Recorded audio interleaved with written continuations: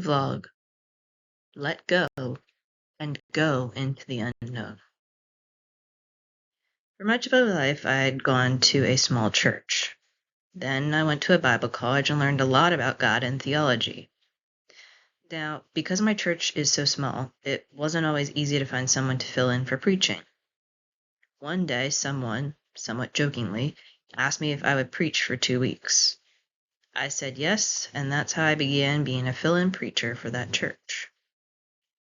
Now, usually when I'm asked to preach, I wait a bit to see if I get inspired by God. If I'm meant to preach, something comes to me fairly quickly. Many times it is something that either I can tell and applies to my life, or I see it eventually apply to my life. One time I was asked to preach during a time of turmoil in my life. A lot was happening, and it wasn't really good things. Changes were coming, and I didn't like change. Then I felt led to preach about someone who had to go into the unknown.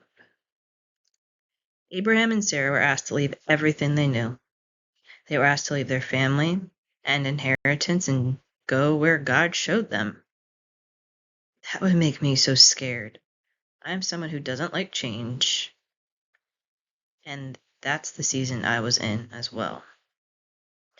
Then one day I was at church, and there was a time of prophecy. Someone said their prophecy that God showed them was time to let go. Let go of some things. Let go of comfort. That made me realize that I needed to let go and to trust God. I needed to go into the unknown God was asking me to. So are you listening to God? Is God asking you to go into the unknown?